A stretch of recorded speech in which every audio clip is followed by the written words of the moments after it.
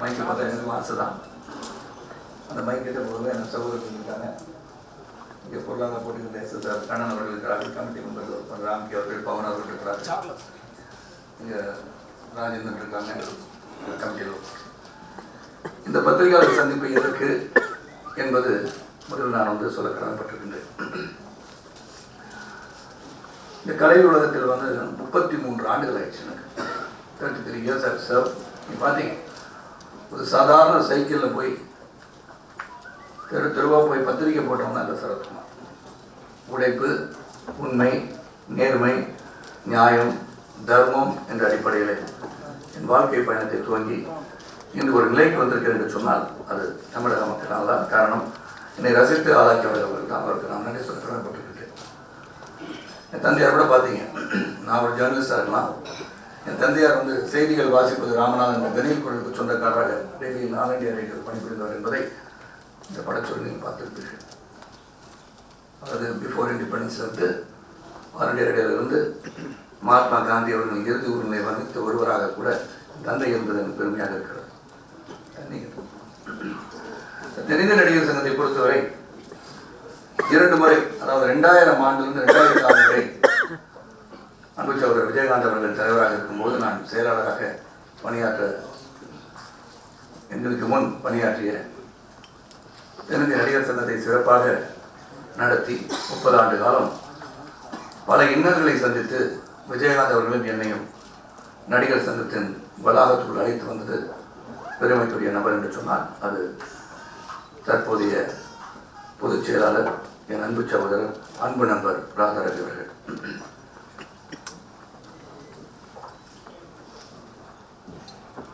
ரெண்டாயிரத்திலிருந்து 2006 வரை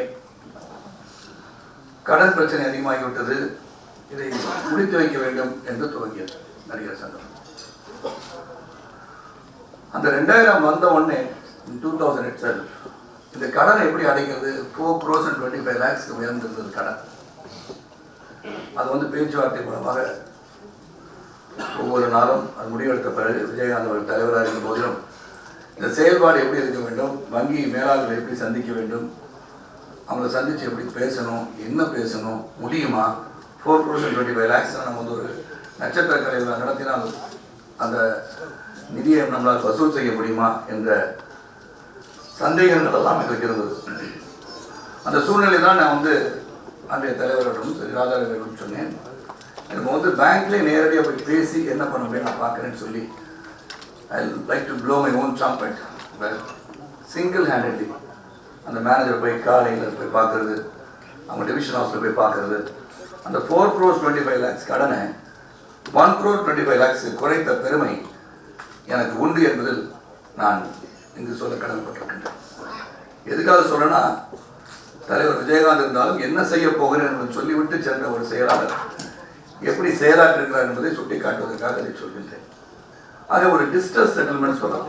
4,25,00,000 வட்டியுடன் சேர்ந்திருக்கிற கடன் அதை செட்டில் பண்ணும்போது அந்த மேலாளர் பேசி நீங்கள் வந்து 1 crore and 25 lakhs one time settlement பண்ணுறதுக்கு உதவி பண்ணுங்கன்னு கேட்டோம்.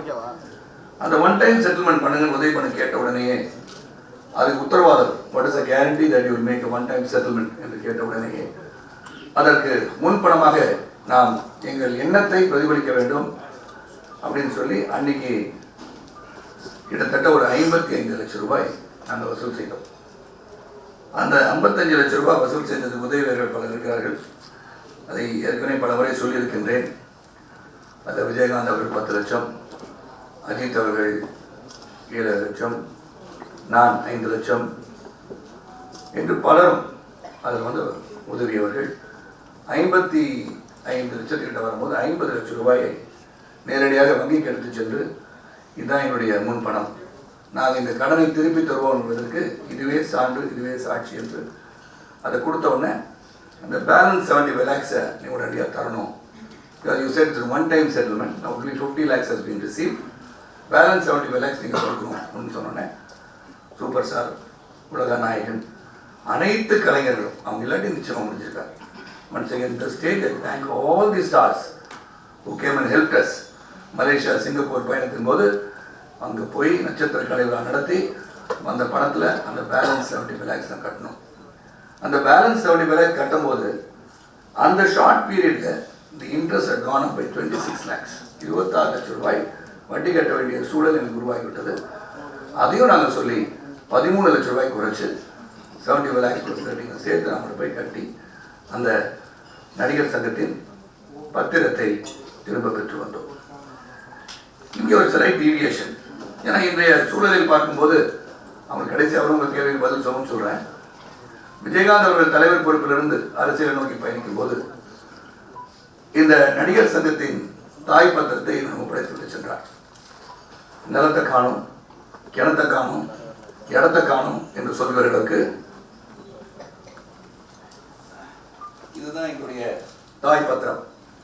நிலத்தை விற்கிற நிலம் இங்கே இருக்கு. சிவதான அவர்கள் மறைந்த நகைச்சுவை நடிகர் அவர்கள் போடப்பட்ட அக்ரிமெண்ட்ல நிலத்தை வாங்கின டாக்குமெண்ட் தான்.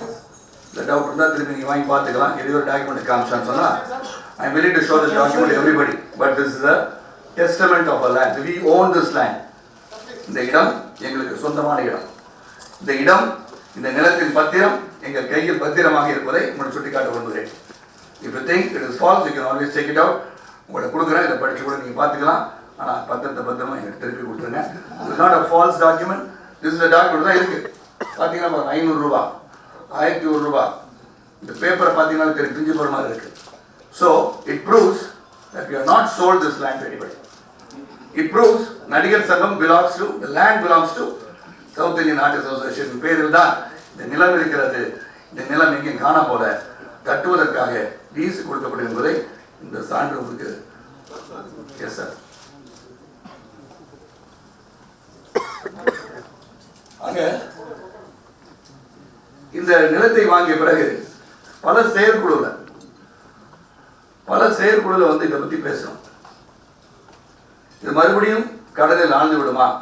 அப்ப ஒரு வருமானத்தை ஈட்டுகின்ற ஏதாவது ஒன்றை செய்ய வேண்டும் என்று அங்க இருந்ததுல பாத்தீங்கன்னா 1600 சதுரடி தான் எங்க அட்மினிஸ்ட்ரேட்டிவ் பிளாக்கே இருந்தது. 1600 ஸ்கொயர் ஃபீட்டுக்கு மிகையாக இல்லை. அது தலைவராலும் சரி, செயலாளர் ரூமு, மேலே ஒரு டான்ஸ் ஃப்ளோர் மாதிரி இருந்தது. அப்புறம் வந்து அட்மினிஸ்ட்ரேட்டிவ் சைடில் மேனேஜர்ஸு, அவங்க டிபார்ட்மெண்ட்டு, அப்புறம் ஒரு ஹால் இருந்தது. இந்த பக்கம் ஒரு கீழுக்கு ஒரு தியேட்டர் இருந்தது. எங்களுடைய எக்ஸிக்யூட்டிவ் கமிட்டி மீட்டிங்கும் அந்த தியேட்டர் தான் நடத்துவோம். இங்கே வந்து அலுவலகம் பார்க்குறது எங்களுக்கு இருக்கும். ஆஃபீஸ் வந்து தலைவர் செயலாளருக்கு, பொருளாளருக்கு ஒரு ரூமுக்கு இருந்தது. அதுக்கப்புறம் மேலாளர் இருக்கின்ற அறைகள் இருந்தன. 2000 ஆண்டிலிருந்து 2010 வரை அங்கு பல செயற்குழுக்கள் நடந்திருக்கின்றன, பல பொதுக்குழுக்கள் நடந்திருக்கின்றன. இந்த செயற்குழுக்கும் பொதுக்குழுக்கும் எத்தனை பேர் வந்திருக்கிறார்கள் என்று பார்த்தால், இன்று எங்களை எதிர்த்து போட்டியிடுபவர்கள் எத்தனை முறை வந்து தங்கள் கருத்துக்களை பதிவு செய்து, இப்படி செய்யலாம் சார், இதை நாங்கள் ஒரு பவர் பாயிண்ட் ப்ரெசன்டேஷன் கொண்டு வரேன், நம்ம இந்த பில்டிங் இப்படி கட்டலாமா என்று ஒரு கடிதமாவது எழுதியிருக்கிறார் என்று சொன்னால் நான் சொல்கின்றேன், நிச்சயமாக இல்லை என்பதுதான் என்பது. ஆக ஒரு செயற்குழு என்பது authorized to function on behalf of all the members of the association. அப்ப எங்களுக்கு ஒரு அதிகாரம் கொடுத்த பிறகு அந்த அதிகாரத்தை பயன்படுத்தி சிறப்பாக இந்த உறுப்பினர்களுக்கு நாங்கள் எப்படி சேவை செய்ய முடியும். இங்கே வருமானமே இல்லாமல் இருந்தால் அப்போ நான் நினச்சி பார்க்குறேன், தொடர்ந்து நாங்கள் தலைவனாக இருக்கணும், செயலாளர் இருந்த தலைவனாக இப்படிலாம் நினச்சிக்கலாம் வரல. we have to solve. முதல்ல நம்ம தலையாய பிரச்சனைனா கடன் அடைக்கிறது மிகப்பெரிய பிரச்சனை இருந்தது. அதன் பிறகு ஒவ்வொரு கமிட்டி மீட்டிங்கும் என்ன பண்ணலாம் பேசி பல தடவை பேசப்பட்டு, அன்பு சகோதரர் எஸ் வி சேகர் கூட ஒரு முறை நம்ம வந்து இங்கே ஃப்ளாட் கட்டிலாம் கூட சொன்னார். அதை நான் வந்து பொதுக்குழுவே பதிவு பண்ணியிருக்கேன். ஆனால் ஃப்ளாட் கட்டினா மற்ற ஷேர் கொடுக்க வேண்டிய சூழல் வரும். இந்த land also will belong to others. அப்படி பண்ணக்கூடாது, பண்ண முடியாது. அதில் cinema related business can take place in the artist association அப்படின்னு இருக்கும்போது ரொம்ப முயற்சி பண்ணி பல பேர் பேசி இது எல்லாம் பார்த்தோம். தென் நாங்கள் ஒரு பொதுக்குழுவில் போய் 25/7/2010, ஏன்னா சில தேதிகள் உங்களுக்கு சொல்லி ஆகணும், அதுக்கப்புறம் நான் கேள்வி பதில் 25/7/2010 நடந்த பொதுக்குழுவில் புதிய கட்டிடம் கட்டுவதற்காக நடவடிக்கை எடுக்கவும், தகுதி உள்ளவர்களுடன் பேச்சுவார்த்தை நடத்தவும், தேவைப்படும் ஆவணங்களை கையெழுத்திடவும், பதிவு செய்யவும் தலைவர் திரு ஆர் சரத்குமார் அவர்களுக்கும் பொதுச் செயலாளர் ராதா ரவி அவர்களுக்கும் எல்லா விதமான உரிமைகளையும் அதிகாரத்தையும் பொதுக்குழு வழங்கியது. 25/7/2010 பொதுக்குழு நாங்கள் ஒப்புதல் வாங்கணும். அதன் அடிப்படையில் அனுபவமிக்க கலை உலகத்தில் ஈடுபாடு உள்ள தகுதி படைத்த எஸ்பிஎஸ் சினிமாஸ் பற்றி சொல்லணும்னா பல தியேட்டர்ஸ் வந்துச்சு. நீங்கள் மாடர்னைஸ் பண்ணியிருக்கிறது எஸ்பிஐ வந்து ஒரு 400 சொல்கிறோம். தியேட்டர் வந்து ஒரு பெரிய லெவலில் வெளிநாடுக்கு இணையாக தியேட்டர் உருவாகுது எஸ்பிஐ சினிமா. பல தியேட்டர் காம்ப்ளெக்ஸஸ் இருக்காங்க. எஸ்பிஐ வந்து one of the leading firms. அந்த மாதிரி 4-5 பேரில் ஒருத்தர். ஸோ யாரோ ஒருத்தர் கான்ட்ராக்டர் போய் நாங்கள் கான்ட்ராக்ட் கொடுக்கல. அதன் அடிப்படையில் அனுபவமிக்க கலை உலகத்தில் ஈடுபாடு உள்ள தகுதி படைத்த எஸ்பிஐ சினிமா நிறுவனத்துடன் புதிய கட்டிடம் கட்டுவதற்கு அளித்த திட்ட முன்வடிவு, நிதி ஆதாரம், நடிகர் சங்க அறக்கட்டளைக்கு வரக்கூடிய வருமானம் எல்லாம் மிக தெளிவாக குறிப்பிடப்பட்டு சிறப்பான வருமானம் ஈட்டுகின்ற ஒப்பந்தம் 25/11/2010 ஒப்புதல் பெற்றது. 25/7/2010 to negotiate, discuss with anybody. Then we get into an agreement on 25/11/2010 7 மாதங்களுக்கு பிறகு 4 மாதங்களுக்கு பிறகு. அதன் பிறகு 29/12/2010 அன்று நடந்த எஸ்பிஐ சினிமாஸ் ஒப்பந்தம் பற்றி விவாதிக்கப்பட்டு செயற்குழு உறுப்பினர் அனைவரும் கலந்து பேசி ஒப்பந்தத்திற்கு ஒப்புதல் பெற சிறப்பு பொதுக்குழு கூட்டம் நடத்தப்பட வேண்டும் முடிவு செய்யப்பட்டது. ஸோ அதன் பிறகு ஒரு செயற்குழு கூட்டம் நடத்தப்பட்டது. எஸ்பிஐ சினிமாஸின் சரத்துக்கள் என்ன, அது என்ன சொல்லியிருக்கின்றோம், எதற்காக இந்த ஒப்பந்தம் என்பதை செயற்குழு கொண்டு போகிறோம். That is the body, executive body. So previous பொதுக்குழு எங்களுக்கு வந்து ஒப்பந்தம் கொடுத்துருக்காங்க, டிஸ்கஸ் பண்ணுறதுக்கு ரைட்ஸ் கொடுத்துருக்காங்க. Then we get into the agreement with SPI cinemas. அந்த எஸ்பிஐ சினிமாஸ் உள்ள சரத்துக்கள் என்ன சொல்கின்றன, நமக்கு சாதகமாக இருக்கிறதா, பாதகமாக இருக்கிறதா, சரியாக இருக்கிறதா, இல்லையா என்று விவாதிக்கின்ற இடம் செயற்குழு. அந்த செயற்குழுவிலே பொதுக்குழு, சிறப்பு பொதுக்குழு கூட்டப்பட வேண்டும் என்று சொல்கிறார்கள். 29/12/2010 டேட்ஸ் 25/7/2010 உரிமை கொடுக்கப்படுகிறது. 25/11/2010 எஸ்பிஐ சினிமாஸுடன் ஒப்பந்தம் போடப்படுகிறது. 29/12/2010 அன்று எஸ்பிஐ ஒப்பந்தம் செயற்குழுவிலே விவாதிக்கப்படுகிறது. 17/2/2011 February 2011 அன்று நடந்த சிறப்பு பொதுக்குழுவில் எஸ்பிஐ சினிமா ஒப்பந்தம் மற்றும் புதிய கட்டிடம் கட்ட தலைவர் மற்றும் பொதுச் செயலாளர் எடுத்த அனைத்து முடிவுகளுக்கும் சிறப்பு பொதுக்குழுவில் தெரிவிக்கப்பட்டு விவாதிக்கப்பட்டது. எந்த ஒரு உறுப்பினரும் எதிர்ப்பு, மாறுபட்ட கருத்தை கூறாத சூழ்நிலையில் இன்று அவர் எதிரணியிலே கமிட்டி உறுப்பினராக எங்கள் மீது நீதிமன்றத்தை வழக்கு தொடர்ந்திருக்கின்ற பூச்சி முருகன் உள்பட மேடையில் அமர்ந்து அனைவரும் எழுந்து இதை வரவேற்ற காட்சியை இன்னும் சற்று நேரத்தில் நீங்கள் பார்ப்பீர்கள். அது வந்து 17/2/2011 பொதுக்குழு நடந்த இடம் தென்னிந்திய நடிகர் சங்க வளாகத்தில். கட்டிடத்தை காணோம் என்று சொன்னார்களே, அந்த கட்டிடத்திற்குள் அது நடந்தது என்று சுட்டி காட்ட விரும்புகிறேன். எஸ்பிஐ சினிமாவுடன் போடப்பட்ட ஒப்பந்தங்களுக்கு பொதுக்குழுவில் வந்திருந்த அனைத்து உறுப்பினர்களும் ஏகமாக ஒப்புதல் அளித்தனர். 19/6/2011 19 June 2011 அன்று ஒப்பந்தம் பதிவு செய்யப்பட்டது. அந்த ஒப்பந்தத்தை ரெஜிஸ்ட்ரார்ஸில் போய் they want to register the agreement because சாதாரண அக்ரிமெண்ட் இருக்கக்கூடாது. we register the agreement in 19/6/2011 ஒப்பந்தம் நாங்கள் வந்து ரெஜிஸ்டர் பண்ணுறோம். பண்ண பிறகு ஆகஸ்ட் 2011 கட்டிடம் மாநகராட்சி அனுமதி பற்றி இடிக்கப்பட்டது. we get the permission from the corporation and then we demolish. அதற்கு எந்த ஆதாரமும் கிடையாது. கார்பரேஷனில் வந்து இவங்க இடிக்கிறது வந்து தவறு, இவங்க நோட்டீஸ் அனுப்பிச்சிருக்காங்கன்னு சொன்னார். நான் கார்பரேஷனுடைய பர்மிஷன் தற்போது காட்டுகிறேன். South Indian artist association executive engineer corporation of Chennai Zone 7 நுங்கம்பாக்கத்துக்கு கடிதம் போட்டிருக்கோம். ஏன்னா டெமாலிஷன் பண்ணுறதுக்கு வந்து பர்மிஷனே இல்லாமல் டெமாலிஷ் பண்ணிட்டாங்கன்னு திரு அன்பு சகோதரர் பூச்சி முருகன் கூறியதன் அடிப்படையில் நான் சொல்கிறேன். Demolition of the existing building at number 16 Old number 153 Habibullah Road, Chennai, Parallel, plan submitted for approval regarding the letter written from South Indian Artists Association. With reference to the above, we are enclosing even 4 sets of demolition plan with necessary title deed for a kind approval. The requisite fee will be paid after receiving the advice from your end. Thanking you for South Indian Artists Association President. நான் வந்து letter போட்டிருக்கேன் 22/2/2011. அது வந்து application வந்து 375 ரூபா கட்ட சொன்னாங்க, கட்டியிருக்கேன். அதன் பிறகு corporation of Chennai works department town பிளானிங்லேருந்து டெமாலிஷன் ஃபீ 10,42,000. அதுக்கப்புறம் scrutiny fees 130. Your application has been processed and found approved. Hence, you are required to pay the fees mentioned below within 7 days limit by pay challan in the counter. 10,42,130 ரூபா கட்ட சொல்லி advice வந்திருக்கு. Approve பண்ணியிருக்காங்க demolish பண்ணுறதுக்கு. யாருன்னா corporation, நாங்கள். Then we pay. Corporation of Chennai, Ripon Building, Chennai 3, Works Department, 10,42,130 approve பண்ண பிறகு அதை கட்டுறோம், சலான் வாங்குகிறோம்.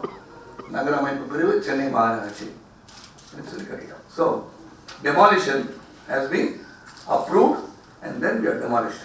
ஏதோ திடீர்னு நாங்கள் போயிட்டு இடிச்சுட்டேன்னு சொல்கிறதுக்கு இட்ஸ் ஆல்சோ இந்த தமிழ்நாடு கவர்மெண்ட் கேசட்டில் grant of no certificate is here. So இதுவும் இருக்கு. So we got all the documents. If you want you can also நம்மளுக்கு கொடுத்து அனுப்புகிறோம். அப்புறமா எல்லாரும் காப்பி கொடுக்க தயாராக இருக்கும். வந்து டெமாலிஷ் பண்ணுறதுக்கு பர்மிஷன் இல்லைன்னு சொன்னதுக்கு அது டாக்குமெண்ட். தாய் பத்திரம் எங்கிட்ட இருக்கிறதுக்கு டாக்குமெண்ட் கொடுத்துருக்கேன். ஆக இந்த தேர்தல் பிறகு எதற்கு நடக்கிறது விவரித்து விட்டு உங்கள் கேள்விகளுக்கு நான் தயாராகின்றேன். இப்போ நாங்கள் வந்து இந்த ஒப்பந்தம்லாம் உங்களுக்கு காமிச்சேன். இது வந்து திடீர்னு ஒரே நாள் எடுத்து 2 பேர் முடிவு பண்ண ஒப்பந்தம் அல்ல. பலமுறை பேசி ரொம்ப திங்க் பண்ணி ஒவ்வொரு சரத்துக்களும் அந்த அக்ரிமெண்ட்ல. அப்போ ஒரே ஒரு வாடகை ஒரு இடத்துலேருந்து வந்தால் எப்படி 10 கடை கட்டி வச்சிடணும், 10 பேர்ட்டு வாடகை வாங்கணும், இந்த மாதிரி சுச்சுவேஷன் வரக்கூடாதுன்னு தான் SBI Cinemas we selected because they are paying 24 lakhs as rent every month. 24 லட்சம் ரூபாய் ஒரு மாத வாடகைக்காக ஒப்பந்தம் போடப்பட்டுள்ளது. ஒப்பந்தம் 29 வருடம் 11 மாதம் லீஸ் கொடுக்கப்பட்டு பில்டர்ஸ் அக்ரிமெண்ட் போடப்பட்டு பெர்மிஷன் வாங்குறதுக்கு பவர் ஆஃப் அட்டார்னி கொடுத்து ஒரு முறை நாங்கள் போயிட்டு இருக்கோம் கார்பரேஷன் பெர்மிஷன், MMDA பெர்மிஷன் அப்படின்னு அதுக்கு பவர் ஆஃப் அட்டார்னி கொடுக்கப்பட்டு 3 அக்ரிமெண்ட் போட்டோம். அப்போ அந்த அக்ரிமெண்ட் போட்ட பிறகு தான் அந்த டெமாலிஷன் வந்து இதெல்லாம் பண்ணாங்க. ஸோ 1,48 லட்சம் ரூபா வந்து deposit. On signing 24 lakhs, on demolition 24 lakhs, balance 1 crore. இந்த பில்டிங் கட்டி முடித்தவுடன் நீங்கள் ஆக்கிபை பண்ணுறதுக்கு அனுமதி வழங்கியவுடன் அந்த 1 crore சொன்னாங்க. இந்த 1 crore and 48 lakhs நீங்கள் பார்த்தீங்கன்னா 29 ஆண்டு காலம் 11 மாதத்துக்கு பிறகு 1 crore 48 lakhs அவங்க பில்டிங்கை திருப்பி கொடுத்துட்டு போகும்போது அந்த 1,48 லட்சம் ரூபாயை நீங்கள் திரும்பி கொடுக்கும்போது அதே 1,48 லட்சம் ரூபாய் தான் நீங்கள் திரும்பி கொடுக்குறோம்னு சொல்லியிருக்கோம். We have not told them we will not pay any kind of interest on the deposit given to us. But அந்த 1,48 லட்சம் ரூபாய் deposit at the end of 29 years and 11 months earns compound interest போட்டு நீங்கள் earn பண்ணி பார்த்தீங்கன்னா கிட்டத்தட்ட நான் தோராயமாக சொல்கிறேன் almost 9 crores. So we earn 8 crores out of a deposit which we return after 29 years and 11 months. அந்த வருமானமே கிட்டத்தட்ட 8 கோடி ரூபாய் நடிகர் சங்கத்துக்கு வருகிறது. அந்த 29 வருஷம் 11 மாதத்துக்கு அப்புறம் almost 130 crores is accrued money that நடிகர் சங்கம் will have after 29 years 11 months. ஆனால் இருந்து பார்க்க போகிறோம்னா இல்லை. ஆனால் ஒரு 24 lakhs வாடகை வர இடத்துல எங்கேயாவது ஒரு இடத்துல இல்லை 50 லட்ச ரூபா வாடகை வாங்கியிருக்கணுங்க நீங்கள் போட்டிருக்க இந்த சதுரடிக்கு. ஆனால் நீங்கள் குறைச்சி 24 லட்ச ரூபா அப்படின்னு சொல்லி வாங்கிட்டீங்க. ஆக அந்த 50 லட்ச ரூபாயில் 25 லட்ச ரூபா ஊழல் செய்திருக்கிறீங்க என்று சொன்னால் ஒப்புக்கொள்கின்றேன். யாராச்சும் போய் அந்த இடத்துல என்ன ரெண்ட்டு, ஹையஸ்ட் கோஷன் எடுத்து ஹையஸ்ட் பாசிபிள் ரெண்ட் என்ன அப்படின்னு நீங்கள் கேட்டு என்கிட்ட வந்து தலைவா தப்பு பண்ணிட்டீங்க, அது வந்து கொஞ்சம் 50 லட்சம் கேட்கலாம் அப்படின்னு ஒரு அட்வைஸ் ஆச்சு. ஒரு வயதானவர் ஒரு ரோட கிராஸ் பண்ணுறாருன்னா அவருக்கு ஒரு கைப்பிடிச்சு கொண்டு போய் அந்த பக்கம் விடுறாங்க இல்லையா, அதே மாதிரி இருக்குன்னா அந்த டைமில் அவருக்கு உதவி தேவைப்படும். அவருக்கு உதவி தேவைப்படுன்னு சொல்ல அப்போ அந்த அந்த உதவிக்கரம் கொடுக்குறீங்களா, அப்போ தவறு செய்கிறீர்கள் அப்படின்னு சொல்கிறதுக்கு இல்லை நிறையா வரும்ன்ற அறிவு உங்களுக்கு எட்டியிருந்தால் நீங்கள் வந்து சொன்னீங்களான்னு கேட்டால் நோபடி கேமெண்ட் டோல் மீ. இன்னைக்கு வரைக்கும் அங்கே அதை விட அதிகமாக உங்களுக்கு வருமானம் வரும் என்ற ஒரு குற்றச்சாட்டை வைத்திருந்தால் நான் ஒப்புக்கொள்கிறேன் நாங்கள் தவறு செய்திருக்கிறோம் என்று. அது அப்படிப்பட்ட தவறு எங்களுக்கு செஞ்சதான் என் மனசுக்கு தெரியல, என் மனசாட்சிக்கு தெரியல. 29 ஆண்டு காலம் 11 வருஷம் எதுக்கு கொடுத்தீங்க அப்படின்னு ஒரு கேள்வி. முதல்ல அது வந்து 99 வருஷத்துக்கு கொடுத்தாண்டாங்க. ஷோயிங் த லீஸ் அக்ரிமெண்ட் அதுக்கா 29 இயர்ஸ் 11 months கொடுக்கப்பட்ட அந்த லீஸ் அக்ரிமெண்ட்ல அண்மையிலே என் அன்பு சகோதரர் பூச்சிமுருகன் அவர்கள் சொல்லியிருக்காங்க, அதில் வந்து 100 சதுரடி அது இருந்துச்சுன்னா நான் கேஸை வாபஸ் வாங்குறேன்னு சொல்லியிருக்கேன். இதில் வந்து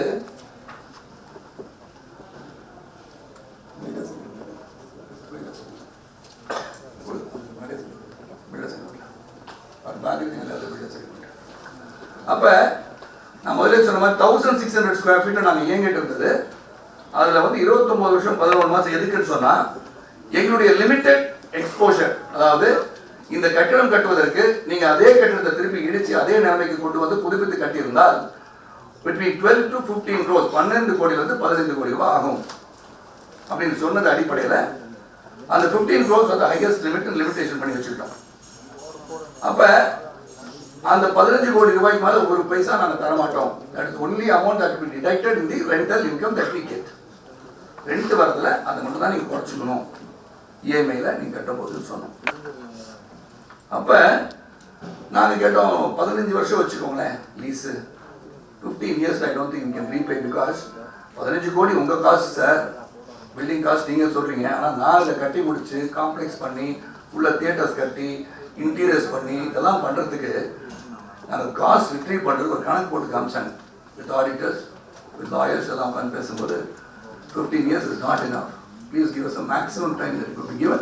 So the maximum என்ன கொடுக்கலாம் கேட்கும்போது 29 years 11 months சொல்கிறாங்க. அப்போ அவங்க பணத்தை மீட்டெடுப்பதற்கு அவங்க 50-55 லட்சம் 55 கோடியாக இருக்கலாம், மீட்டெடுப்பதற்கு கால அவகாசம் அதிகம் வேண்டும் என்று கேட்டார்கள். அதில் எந்த விதத்துலையும் நாங்கள் எந்த தவறு செய்தால் எங்களுக்கு தெரியல. Because it prove that you have to retrieve that amount.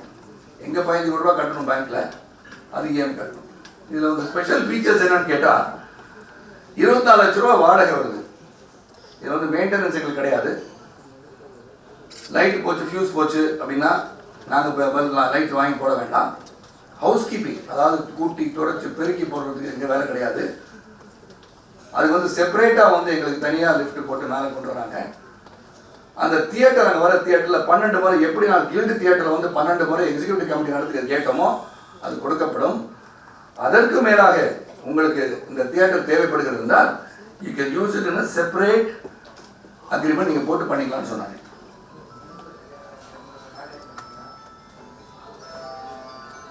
இந்த இடத்துல 100 சதுரடி இருந்தால் இந்த அக்ரிமெண்ட் இருந்தால் காமிச்சு எஸ்பிஎஸ் சினிமாஸ் நடிகர் சங்கம் சேரிட்டபிள் ட்ரஸ்ட். இதில் வந்து rent free and maintenance free Sangam offices with electricity for 29 years and 11 months. The agreement says builders agreement. The lessee developer shall provide us 2,500 square feet office space within the said building by way of a license of the lessor confirming party owner for the entire period of this agreement stroke lease, and the lessor stroke confirming party stroke owner shall not cause any obstruction to the common area by virtue of the license. அவங்க எது உடச்சு கிடைச்சு இதெல்லாம் பண்ணக்கூடாதுன்னு அவங்கள பற்றி சொல்லியிருக்கோம். The license shall exclusively be for its occupation. The same shall not be let or subject to any third party or affiliate associate. அவங்க வாங்கினது அவங்க தான் கொடுக்கணும். Office space will be fully furnished. நானும் furnish பண்ணல. The office space will be fully furnished and provided with good quality interiors with air conditioning and lighting at the time of grant of the license. The lessee developer shall not collect any license fees and the premises shall be enjoyed by the lessor stroke confirming party owner free of any electricity charges and maintenance charges during the entire period, and all the costs shall be the sole account of the lessee and developer. So அவர் வந்து வாபஸ் நாளைக்கே வாங்கணும். And then if you want more square feet, அதான் சொல்லுங்கள், அதாவது 2500 சதுரடி, ஏன்னா 1600 சதுரடி நாங்கள் இயங்கி கொண்டிருந்தோம். 10 ஆண்டுகளுக்கு யாரும் வரல.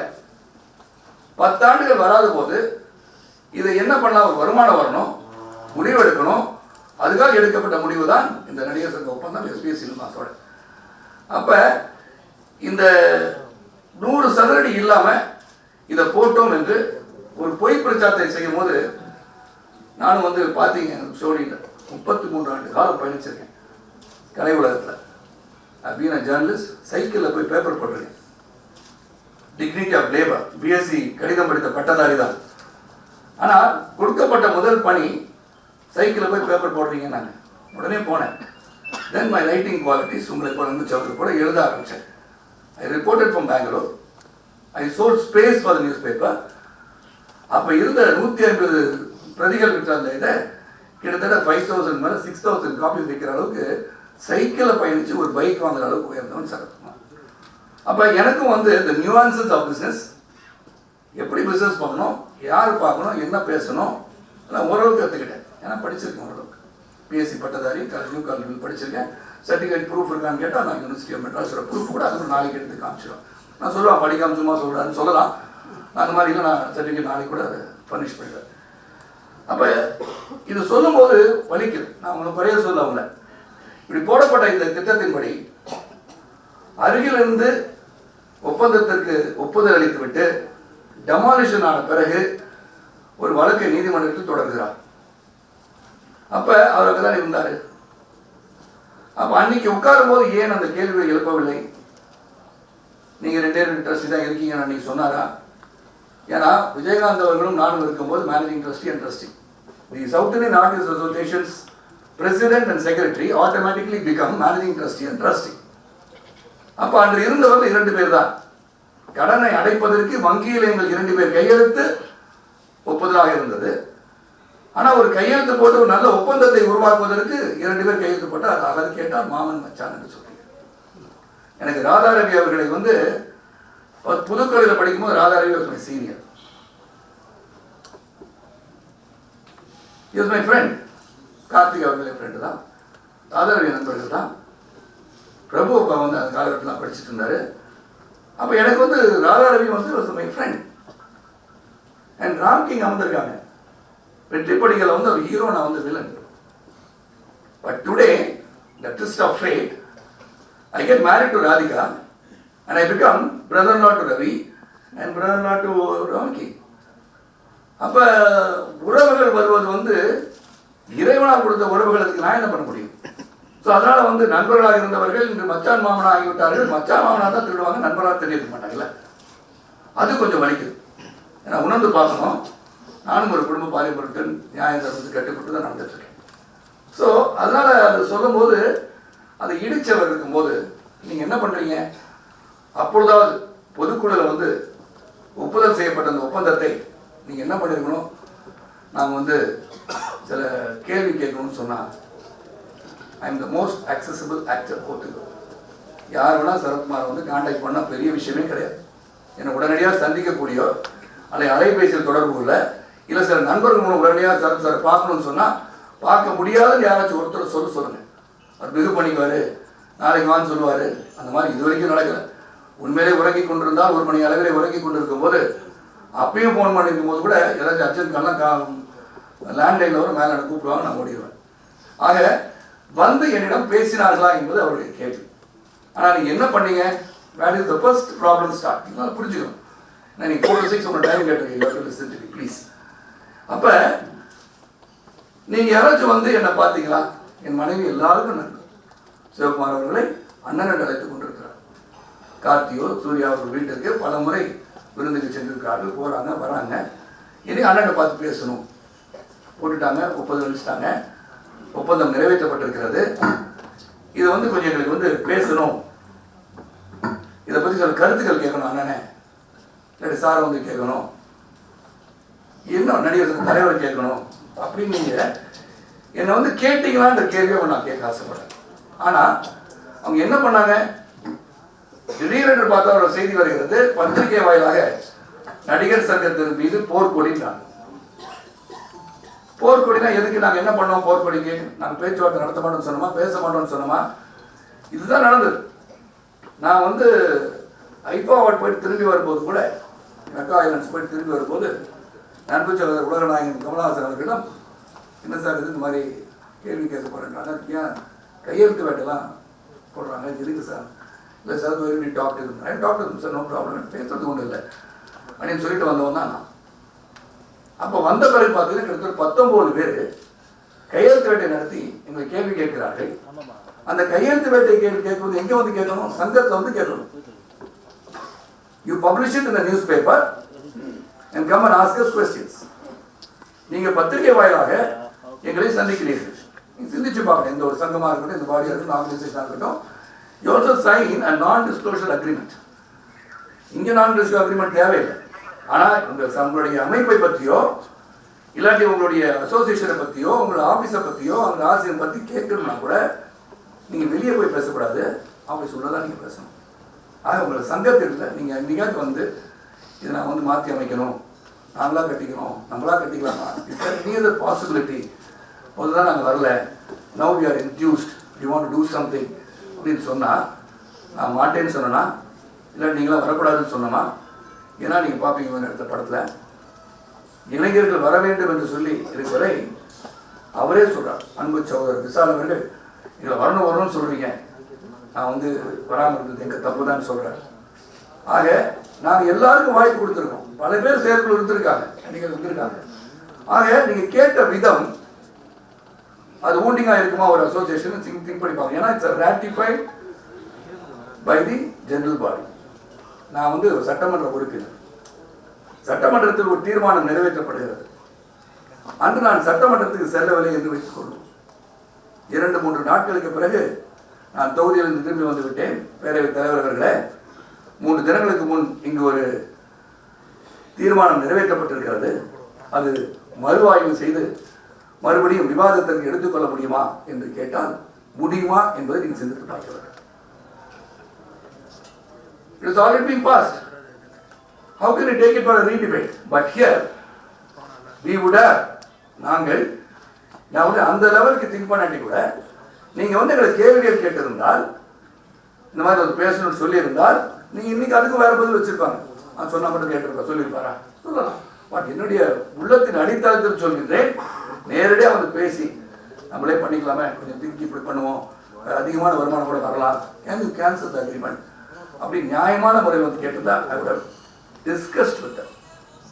Not that I would have immediately canceled the agreement, because it's an agreement which you discussed at length.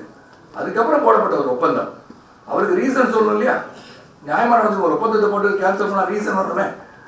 அப்போ நீங்கள் வந்து பேச்சுவார்த்தை நடத்திய விதம் வேறு. அதன் பிறகு it developed into so many other issues. ராதாரவிக்கு திட்டாங்க அப்படின்றீங்க, கெட்டவர்த்தை திட்டான்னு சொன்னீங்க, அதான் சொன்னீங்க. எஸ், அதுக்கு வந்து show cause notice was sent to Mr. Radharavi and Mr. K.N. Kale. Me as a president sending a notice to the general secretary and the vice president of the South Indian Artists Association to give reason. Show cause notice அனுப்பப்பட்டது. Show cause notice வந்த பிறகு வந்தாங்க, வருத்தம் தெரிவித்தார்கள். திரும்பி நாங்கள் letter போட்டோம். வருத்தம் தெரிவித்தது சரியான முறையல்ல. திருச்சியில் சொன்னார்ல, அங்கே போய் மறுபடியும் கூட்டத்தை கூட்டி அங்கே போய் மன்னிப்பு கேட்க சொல்லுங்கண்ணா, அது சாத்தியபூர்வமா என்று உங்களுக்கே விட்டு விடுகிறேன். ஆக ஒரு பிரச்சனையை வளர்க்க வேண்டும் என்று பயணித்துக் கொண்டிருந்தார்களா அல்லது பிரச்சனையை முடிக்க வேண்டும் என்று பயணித்துக் கொண்டிருந்தார்கள் என்று எங்களுக்கு தெரியவில்லை. So I really to not know the reason for this misunderstanding that is going on in the entire industry. நடிகர் சங்கத்துக்குள் ஒற்றுமையாக இருக்க வேண்டும் நினைத்துக் கொண்டிருப்பவர்களுக்கு இது ஒரு சிறிய லெவலில் ஆரம்பிச்சு இன்னைக்கு பெரிய லெவலில் முத்தி போய் தகாத வார்த்தைகள் சொல்லும் அளவிற்கு, அதாவது வெளி மனிதர்களெல்லாம் வந்து பேசுகின்ற அளவிற்கு இது நடந்திருக்கு. ஸோ உங்களுக்கு தெளிவுபடுத்தலாம் சொல்லிட்டேன். இன்னும் ஒன்றே தெளிவுபடுத்தணும். அண்மையில் 100 சதுரடி சொன்னாங்க, prove that you have 2500 square feet. If you want more, அதிகமான சதுரடி தேவைப்பட்டால் rental come down, simple as that. That would be a matter of discussion with the ஒப்பந்ததாரர் போய் பேச வேண்டியது. இது ஒன்றும் பெரிய விஷயம் கிடையாது. ஏன்னா நீங்கள் யாருமே வரலையே. ஏன்னா கார்த்தி அவர்கள் சொல்லியிருக்கிறார்கள், பார்த்த ஒரு வெளிநாடு ஒரு ஆடியோ வீடியோவை பார்த்தேன். நான் ஸ்ரீலங்கன் இஷ்யூக்கு இங்கே வரும்போது தான் ஐயோ கட்டிடத்தை காணுமே, இடிச்சிட்டாங்க அப்படின்னு சொன்னார்னா, that means you never pass by Habibullah road at all. அன்பு சகோதரர் கார்த்தி அவர்கள் அந்த தெருவிலே நீங்கள் போனதில்லை. அப்போ நீங்கள் எப்படி சங்கத்தை பற்றி நீங்கள் சிந்திச்சு பார்த்தீங்க? 2016 அப்புறம் பூச்சி முருகன் வந்து கேஸை போட்ட உடனே உங்களுக்கு வந்து பூச்சி முருகன் நம்பகத்தன்மையும், ஒரு தென்னிந்திய நடிகர் சங்கத்தின் தலைவராக இருக்கின்ற சட்டமன்ற உறுப்பினராக இருக்கட்டும், முன்னாள் பாராளுமன்ற உறுப்பினராக இருக்கட்டும், ஒரு கட்சியின் தலைவராக இருக்கட்டும், ஒரு சரத்குமார் 33 ஆண்டு காலம் இந்த கலைத்துறையை பயணித்திருக்கிறானே, அவரையும் இவரையும் கம்பேர் பண்ணி சரத்குமாரை போய் கேட்போம், என்ன சார் இப்படி ஆயிடுச்சு, ஏன் சார் கேஸ் போட்டிருக்காங்க, இந்த கேஸை வித்ரா பண்ணுறதுக்கு வாய்ப்பு இருக்கா, நான் போய் பேசலாமா என்று அந்த அன்பு சகோதரர்களை இன்றும் கேட்கின்றேன். பொதுக்குழுவில் கேட்டிருக்கின்றேன். நாசர் கேட்டதுக்கு நான் சொன்னேன், நாசர் இவ்வளவு கேள்வி கேட்குறீங்களே, பொறுமையா பதில் சொல்றேன், ஆனா why didn't you go and ask Mr. பூச்சி Murugan to withdraw the case? கேஸை வித்ரா பண்ணி தான் கட்டணம் கட்டுவோமே, காலை கட்டிட்டீங்க, ஓடுங்க அப்படின்னு எப்படி ஓட முடியும்? வழக்கு நீதிமன்றத்தில் இருக்கிறது. அப்ப நீங்க தானே சார் சொன்னீங்க ஜனவரி முடிஞ்சு போயிடும். எஸ், அட்மிட் ஈவன் டுடே 2014 ஜனவரியில் எப்படியாச்சும் நம்ம நீதிமன்றத்தில் வந்து நம்மளுக்கு சாதகமான தீர்ப்பு வரும். அந்த தீர்ப்பு வந்து விட்டால் நம்ம கட்டடத்தை கட்ட துவங்கி விடலாம் சொன்னது நான் தான். ஆனால் தீர்ப்பு என் கையில் கிடையாது. நான் எழுதுவதல்ல தீர்ப்பு, அவங்க தீர்ப்பு எழுதுறாங்க. Judgment is given in the court and then we have opportunities to go கோர்ட்டை போய் இருந்தாங்க, அது அப்பீல் ஒன்ஸ் அகேன் இது பண்ணுறது, அப்புறம் ஸ்டே வெக்கேட் பண்ணுறது, இது அங்கே போகணும். அப்போ ஊழல் குற்றச்சாட்டு முறைகேடு அப்படின்னு சொல்லும் போது சொல்லியிருக்காங்க, இல்லை ஜஸ்டிஸ் சந்துரு வந்து உங்க மேல ஒரு குற்றச்சாட்டு வச்சிருக்காங்கன்னு சொன்னாங்க. அந்த சந்துரு சொன்னது மட்டும் நீங்க சொல்றீங்க. சந்துரு சொன்னது அந்த ட்ரஸ்ட் வந்து மேபி மிஸ்மேனேஜ் அவர் சொல்லியிருக்காரு. Chandru single judge. தென் ரெண்டாவது பானுமதி அவர்கள் வந்து இப்போ சுப்ரீம் கோர்ட் இருக்காங்க. அவங்க சொல்றாங்க, for the foregoing reason the original side appeal is dismissed. However, we make it clear that the order of the learned single judge in number 2757 of 2012 and the judgment made in this appeal may not be construed as expression of opinion on the merits of the matter. சொல்றாங்க. அதாவது நீங்க வந்து அது உடனடியாக வந்து உடனே சொல்றது வந்து தவறு என்று சொல்லவில்லை. let the stay be there, but அதை மட்டும் நம்ம ரிமூவ் பண்ணிடுவோம் அப்படின்னு சொல்லிருக்காங்க. அதை மட்டும் அவங்க சொல்ல மாட்டாங்க, ஏன்னா அவங்களுக்கு சாதகமாக என்ன இருக்கோ அதை மட்டும் சொல்லுவாங்க. திஸ் இஸ் பானுமதி, அந்த வாஸ் சந்துரு. கேஸ் வந்து நடந்துட்டா இருக்கு. இதுதான் வந்து என்னுடைய விளக்கம். இதன் பிறகு பல குற்றச்சாட்டுகள், இது நான் நியாயமாக நடக்கலை சொல்லலை. அதாவது ஒரு சங்கத்தை உடைப்பதற்கு ஒருவர் திட்டுகிறார் என்று சொன்னால், நான் என்ன யாரும் திட்டினாங்கன்னா நான் நேரடியாக போய் திட்டினவங்க தான் கேட்குறேன். என்னை ஒருத்தர் திட்டினாரு, நான் வாழ்க்கையிலே வந்து ஒருத்தர் தான் என்ன திட்டினாரு. திட்டினாலும் ஜெனரலாக திட்டுறது வேற. என்னை வந்து ஒரு தகாத வார்த்தையை சொல்லி ஒரு இளைஞனை திட்டினா நான் கல்லூரி நாட்களில் திட்டவன அந்த வார்த்தையை என்னை புண்படுத்தியது முதல் முறையாக வாழ்க்கையில் ஒரே ஒரு தடவை இன்னைக்கு வரைக்கும் என் வயசு வந்து 61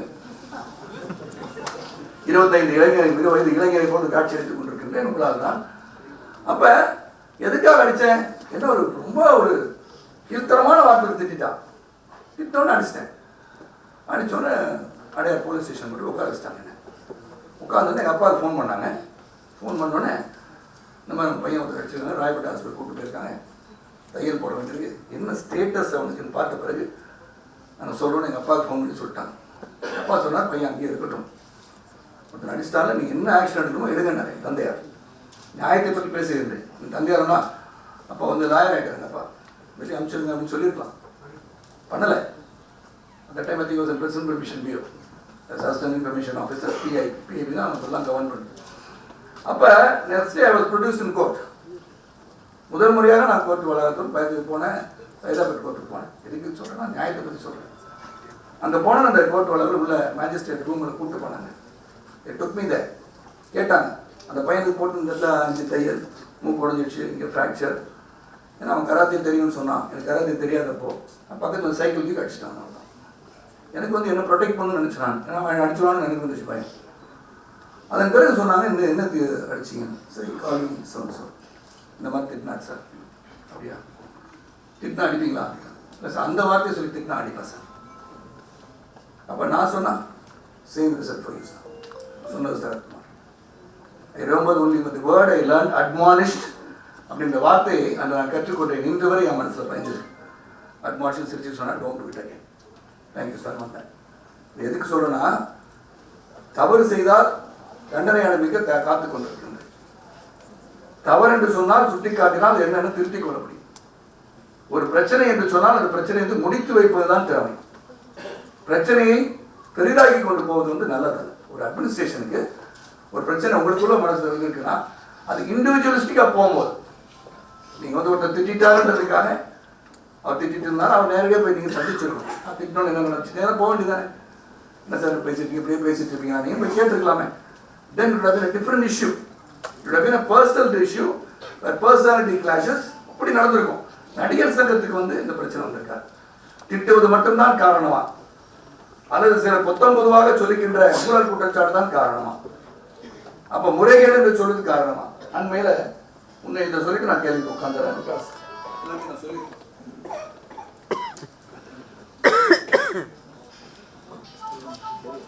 அன்பு சகோதரர் விஷால் அவர்கள் அதை எடுத்துக் கொடுக்குறாங்க. அவருக்கு இன்கம் டாக்ஸே கட்டாம 5 வருஷம் நடிகர் சங்கம் நடந்ததுன்னா வாட் இஸ் திஸ் அட்மினிஸ்ட்ரேஷன் அப்படின்றார். வாட் இஸ் தி ஆக்ட் சே? நடிகர் சங்கம் charitable trust is registered under section 12A of the Income Tax Act. It will be very clearly exempted from tax. That is நடிகர் சங்கம் charitable trust. From the beginning, South Indian Artists Association is not under section 12A. From the time it was started. அப்ப இது என்ன சொல்லுதுன்னா உங்களுக்குலாம் தெரியும். What is income tax limit per person? In the association comes under person or persons is an association. So it very clearly states, இது வந்து எங்களுடைய auditor Ananthakumar எழுதியிருக்கார். Because I wanted this letter from him. ஏன்னா நான் வந்து அவர் பேசுறது இல்லை, income tax கட்டலை அப்படின்னு சொன்னது I wanted a reference பண்ணணும். Why we didn't pay ன்றதை திருப்பி நீங்கள் எடுத்து கொடுத்து நம்மளுக்கு எக்ஸ்பிளைன் பண்ண நிலைமை இருக்கும் sir. South Indian Artists Association is an association of person, AOP, not registered under section 12A as I told you of the Income Tax Act, right from the date of its formation. It is an association registered under the Society of Registration Act. The financial details of Mrs. South Indian Artists Association for the past 5 years have been filed with the Register of Society, Tamil Nadu, Chennai. Further, as for the filing income tax returns are concerned, since the association do not have income, as mentioned above, the past 5 years and not registered under section 12A of the Income Tax Act from the date of its formation, it is decided not to file income tax returns based on provision section 139(1) of the Income Tax Act. The section 139(1) of Income Tax Act says that if you don't have profit in any other person or persons, you don't have to pay tax, you don't have to file returns. சொன்னது அந்த 5 வருடத்துக்கு எதற்காக நாங்கள் வந்து அந்த income tax பக்கம் போராட்டத்துக்கு காரணம் இதுதான் ஒழிய it is not a person who does not know how to administrate the association. அப்ப இல்லைங்க பர்சன் அப்படின்னா என்ன கேட்டீங்கன்னா section 231 of IT Act states as follows. Definition of person very clearly states person includes an individual, Hindu undivided family, a company, a firm, an association of person or a body of individuals whether incorporated or not. So we come under that. Persons வரும்போது South Indian Artists Association comes under that. So we are exempted as for filing of returns when we have a loss under section 139(1) of the Income Tax Act. So இது வந்து 5 வருஷத்துக்கு கட்டலைன்னு சொன்னதுக்கு இதுதான் என்னுடைய பதில். இதற்கு மேல் நான் வந்து என்னுடைய செல்ஃப் எக்ஸ்பிளனேஷன் சொல்லிட்டேன்.